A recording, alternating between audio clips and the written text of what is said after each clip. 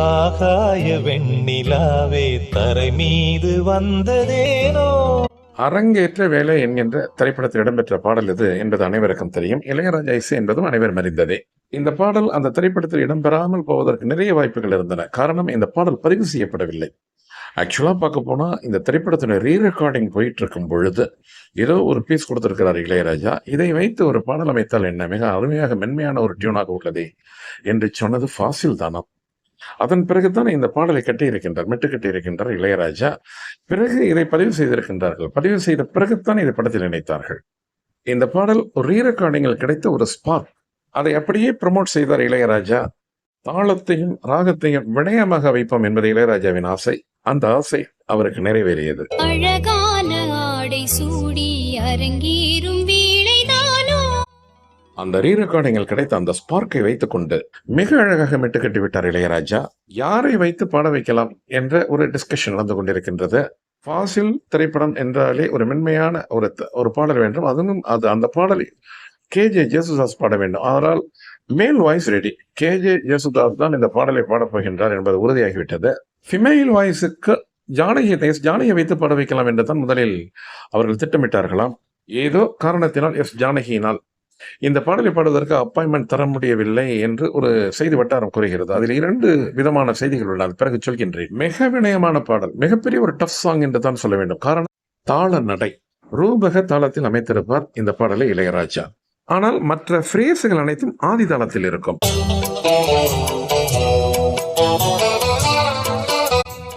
இது இந்த பாடலினுடைய இன்ட்ரோலியோடு, அதாவது ஆரம்ப இசை. பாருங்கள், அழகான ஆதி தாளத்தில் இந்த பாடல் ஆரம்பிக்கும். 4 பீட்ஸ். ஒரு எளிமையான தாளக்கட்டில் இந்த பாடலை ஆரம்பித்து எங்கு அழைத்து செல்வார் தெரியுமா இளையராஜா? வாப்பா, நான் கூட இருக்கிறேன், ஒன்னும் பயமில்லை என்று கையை பிடித்து நம்ம எல்லாம் அழைத்து செல்வார் பல்லவிக்கு. பல்லவி ஆரம்பிக்கும் முன்பு அங்கேயே ஆரம்பித்து விடுவார் அந்த ரூபக தாளத்தை. KJ ஜேசுதாஸ் தான் பாடலை ஆரம்பிப்பார். ரூபகம் என்ற உடனே குதூகலமாகி விட்டாராம் KJ ஜேசுதாஸ். ஏனென்றால் பொதுவாக தமிழ் சினிமாக்களில் நிறைய மாதிரியான பாடல்கள் அமையாது. ஒரு 6 பீட் 6 பீட்டுக்கு ஒரு முறை தான் சமம் வரும். இன்ஸ்ட்ருமெண்ட்ஸ்ல இந்த பாட்டை வாசிச்சு காமிச்சாங்க. பாட்டை கேட்ட ரொம்ப அருமையா இருந்தது. அதை வாய்ஸ்ல நம்ம பாடும் பொழுது ரொம்ப நல்லா இருக்கும், ஒன்னும் கவலை வேணாம் என்று அந்த பாடலை ஆரம்பித்தாராம் KJ ஜேசுதாஸ். ஆகாய வெண்ணிலாவே தரை மீது வந்ததே. இசை ஜாம்பவான் KJJ அவர்களுக்கு இதெல்லாம் ஒரு சர்வசாதாரணம். முழுவதுமாக இந்த பாடலை கேட்டேன் இன்ஸ்ட்ருமெண்ட்ஸ்ல. அது சரி, அந்த ஃப்ரேசஸ் அதெல்லாம் போயிட்டு ஒரு ஆதி தாளத்தில் வச்சிருக்கீங்களே, அது ஏன் என்று மட்டும் கேட்டாராம் KJJ.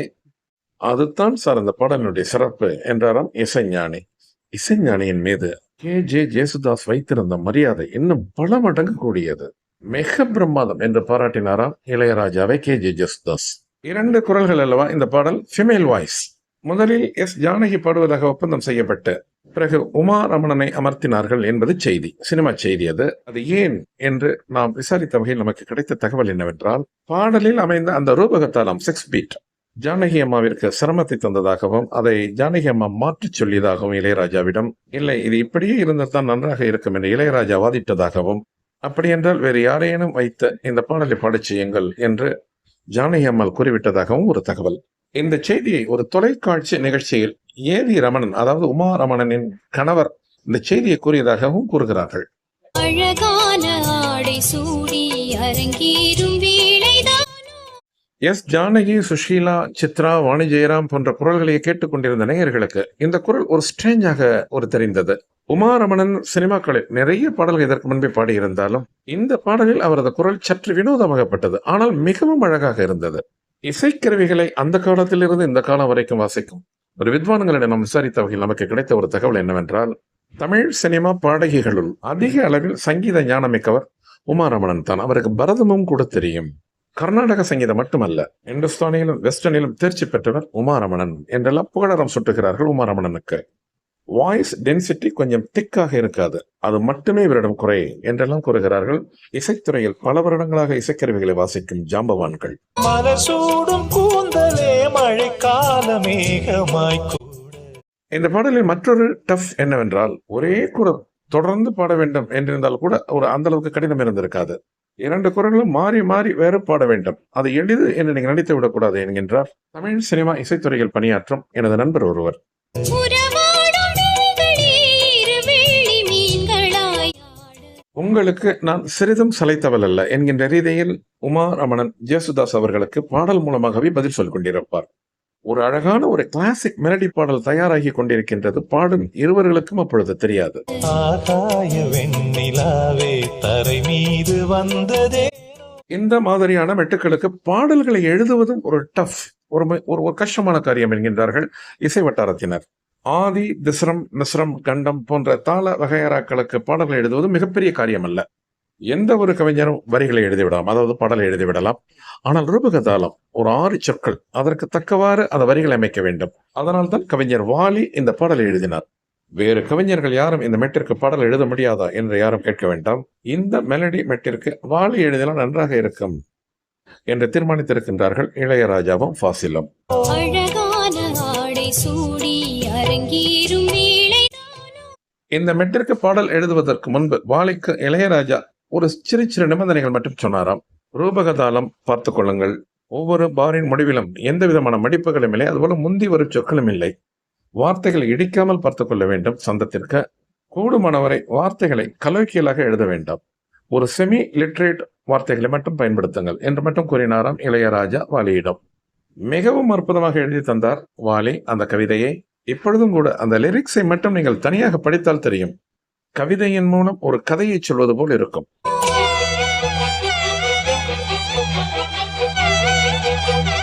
செல்லோ என்கின்ற இசைக்கருவி வாசிக்கப்படுகிறது பாருங்கள். இளையராஜா பெரும்பாலும் அவரது படங்களில் இந்த செல்லோ இசைக்கருவியை வைப்பார். ஒரு ஜெயண்ட் வயலின் தான் செல்லோ. அதை செல்லோ என்றும் கூறுகிறார்கள், செல்லோ என்றும் கூறுகிறார்கள். இங்கு செய்தி என்னவென்றால், இந்த ஃப்ரேஸ் ஆதி தாளத்தில் நடைப்பயல் என்றது பாருங்கள். இது ஒரு எளிமையான நடை. ஒரு இசைக்கலைஞர் இதை வேடிக்கையாக குறிப்பிடுகின்றார். இன்ஸ்ட்ருமெண்ட்ஸ் பிளேயர்களுக்கு எந்த விதமான வழியும் தரவில்லை இளையராஜா, பாடகர்களுக்குத்தான் சற்று சுமையை தலையில் ஏற்றி இருக்கின்றார் என்று வேடிக்கையாக குறிப்பிட்டார். காரணம், பாடகர்கள் ரூபக தளத்தில் பாட வேண்டும், வாசிப்பவர்கள் ஆதி தளத்தில் வாசிக்க வேண்டும்.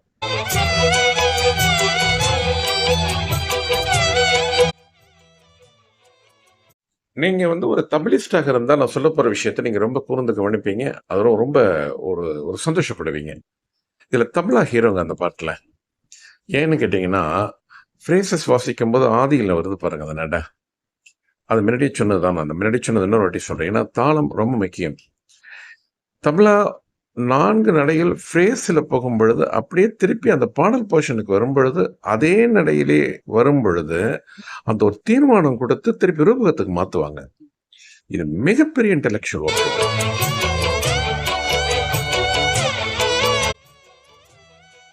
அந்த செல்லோ மற்றும் வயலின்கள் நிரம்பிய ரயில் பெட்டிகள், தபேலா என்கின்ற அந்த அழகிய தண்டவாளத்தில் மிக இனிமையாக பயணிப்பது போல் இருக்கும் அந்த உணர்வு.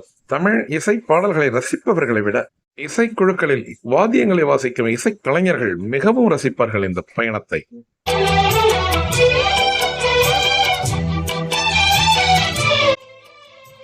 இப்பொழுது நாம் கேட்க போகும் பகுதி இந்த பாடலுடைய மிக முக்கியமான பகுதி. ஆதி நடையில் வந்து கொண்டிருந்த அந்த அழகான ரயில் பெட்டிகள் ரூபகம் என்கின்ற வேறொரு டிராக்குக்கு மாற்றுகிறார் இளையராஜா.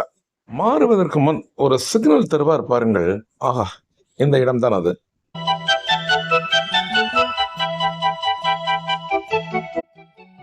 இந்த இடத்திலிருந்து 6 பீட்டுக்கு பிறகுதான் ஒரு சமம் வரும். அதுதான் ரூபகம். சோ சென்சிட்டிவ் கம்போசிஷன் என்று சொன்னால் நிச்சயமாக அது இந்த இடம்தான். தேவார சந்தம் கொண்டு தினம் பாடும் தென்றல்.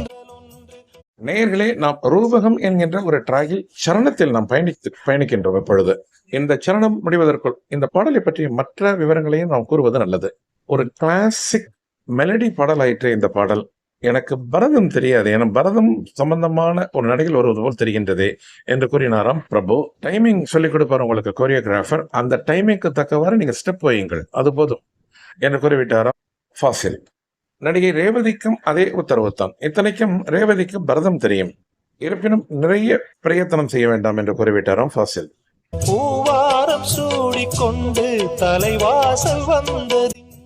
அதனால் தான் இவர்களின் நடனத்திற்கும் அந்த பாடலின் அழகிற்கு ஒத்துப்போவாதது போல் தெரியும். சற்று கூர்ந்து கவனித்தால் நீங்கள் பார்க்கலாம். அதை திரைப்படத்தின் திரைக்கதையை மையமாக வைத்து பார்த்தால் இந்த பாடல் ஒரு திணிக்கப்பட்ட பாடல் போல் தெரியும். இந்த காட்சி, இந்த பாடலை இந்த இடத்தில் வைப்பதற்கு மிக புத்தி கூர்மையுடன் செயல்பட்டிருப்பார் இயக்குனர் ஃபாசில். அதாவது வி.கே. ராமசாமி, பிரபு, ரேவதி மூவரும் தனித்தனியாக கனவு காண்பது போல காட்சிப்படுத்தியிருப்பார் ஃபாசில்.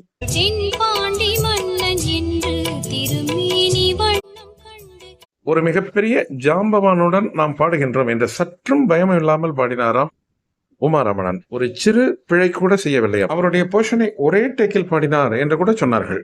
சரி, இந்த பாடல் 2 தாளங்கள், ரூபகம் அதாவது பாடல் போர்ஷன் ரூபகம், அதுல ஃப்ரேசஸ் போர்ஷன் வந்து ஆதி என்பது அனைவருக்கும் தெரியும். என்ன ராகத்தில் அடிப்படையாக கொண்ட பாடல் இது என்று பார்த்தால், இது மடியேறி வாழும் பெண்மை படியேறி வந்ததென்று தர்பாரி கானடா என்ற ஒரு ராகம், ஒரு கம்பீரமான ராகம். இது முகலாயர்களின் காலத்தில் அரசனை புகழ்ந்து பாடுவதற்காக இந்த ராகத்தை பயன்படுத்துவார்களாம். அந்த ராகத்தை தான் இந்த பாடலின் பெரும் பகுதிகளில் இளையராஜா பயன்படுத்தியிருக்கின்றார் என்று சங்கீத விற்பனர்கள் கூறுகிறார்கள். இளநீரும் பாலும் தேனும் இதழோரம் வாங்க வேண்டும். கம்பீர நாட்டையை கணக்கச்சிதமாக பாடும் KJ ஜேசுதாஸ் அண்ணா அவர்களுக்கு தர்பாரி கானடா ஒரு மிகப்பெரிய விஷயம் அல்ல என்கின்றார் அவருடன் நெருங்கி பழகிய ஒரு இசைக்கலைஞர். இந்த ராகத்தை மையப்படுத்தி மெட்டுக்கட்டுவதற்கு ஒரு மிகப்பெரிய துணிச்சல் வேண்டும் என்று அவர் மேலும் கூறினார். இசைத்துறையை பொறுத்தவரையில் இளையராஜா மிகப்பெரிய கொம்பன். எல்லோருக்கும் இசை தெரியும் தான், ஆனால் இளையராஜாவிற்கு இறைவன் எக்ஸ்ட்ரா அருளை வழங்கி இருக்கின்றான் என்று சொன்னால் அது மிக இல்லை என்று உளமாற அந்த கருத்தை கூறினார். கொடுத்தாலும் காதல் தாபம் குறையாமல் ஏங்க வேண்டும். அதுபோல இயக்குனர் ஃபாசிலை ஒரு சாதாரண ஒரு சராசரி இயக்குனர் என்று நினைத்துவிடக் கூடாது நீங்கள் என்று கூறினார் அவர். இயற்கையை ரசிப்பவர், எதையும் பிராக்டிக்கலாகவே பேசுவார். மலையாளத்திலும் தமிழிலும் ஒரே படத்தை எடுக்கும் பொழுது எந்த காலத்திலும் ஒரு டப் செய்ய அனுமதிக்க மாட்டாராம். அரங்கேற்ற வேலை என்கின்ற இந்த தமிழ் திரைப்படம் கூட மலையாளத்தில் ஹலோ ராம்ஜி ஸ்பீக்கிங் என்று 1989 வெளிவந்தது. இந்த திரைப்படம் மட்டுமல்ல, அவர் தமிழில் வெற்றி பெற்ற அனைத்து படங்களுமே மலையாளத்தில் ஏற்கனவே எடுக்கப்பட்ட படங்கள். அதிலும் ஃபாசில் தான் இயக்கம். தமிழில் அது மறு ஆக்கம் செய்ய முற்படும் பொழுது தயாரிப்பாளர்கள் நிச்சயமாக அது ரீமேக் செய்யப்பட வேண்டும் என்று கூறிவிடுவாராம். காரணம், ஒவ்வொரு மொழிக்கும் ஒவ்வொரு கலாச்சாரம் உண்டு, வசன நடை மாறும், திரைக்கதையும் சில சமயங்களில் மாற்றுவேன் என்பதில் உறுதியாக இருப்பாராம் ஃபாசில். சற்றேறக்குறைய தமிழில் அவர் 10 திரைப்படங்களை இயக்கியிருக்கின்றார். அதனால்தான் அனைத்து படங்களும் வெற்றி பெற்றன. ஃபாசில் மலையாளத்தில் இயக்கிய திரைப்படங்கள் தமிழில் மறு ஆக்கம் செய்யும் பொழுது வசனம் எழுதுவர் கோகுலகிருஷ்ணனாகத்தான் இருக்கும். எனக்கும் தமிழ் தெரியும் என்கின்ற ரீதியில் தான் வசனம் எழுத மாட்டாராம். கோகுலகிருஷ்ணன் வைத்துத்தான் வசனம் எழுதுவாராம். அவரது பெரும்பாலான படங்களில் சினி போட்டோகிராஃபி யார் என்றால் ஆனந்த குட்டனாகத்தான் இருக்கும். ஃபாசிலுக்கு எது பிடிக்கும், எது பிடிக்காது, எந்த இடம் பிடிக்கும், எந்த இடம் பிடிக்காது, எந்த காட்சிகள் எப்படி எடுக்க வேண்டும் என்பது ஆனந்த குட்டனுக்கு அழகாக தெரியுமாம். அதனால்தான் ஆனந்த குட்டனுக்கும் இளையராஜாவிற்கும் ஃபாசிலுக்கும் ஒரு தொடர்பு இருக்கும். கடல் போன்ற ஆசையில் மடல் வாழை மேனிதான்.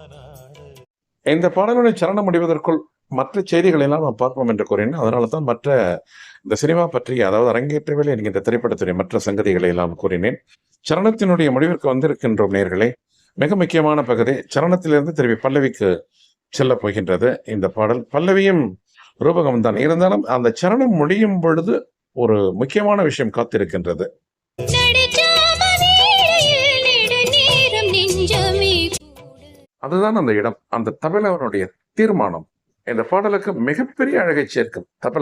தபலாவின் தீர்மானம் இந்த பாடலுக்கு. இத்தனை அழகுகள் நிறைந்த இந்த பாடலை என்னுடன் அமர்ந்து ரசித்தமைக்கு உங்களுக்கு என்னுடைய நன்றிகள் நேயர்களே. மீண்டும் ஒரு நிகழ்ச்சியில் மற்றொரு பாடலை பற்றி நாம் விரைவில் சந்திப்போம். அதுவரை உங்கள் அனைவருக்கும் அன்பு வணக்கம் கூறி விடைபெற்றுக் கொள்வது உங்கள் மகேந்திரன் குளோபல் டிவியிலிருந்து. நன்றி, வணக்கம். ஆகாய வெண்ணிலாவே தரை மீது வந்து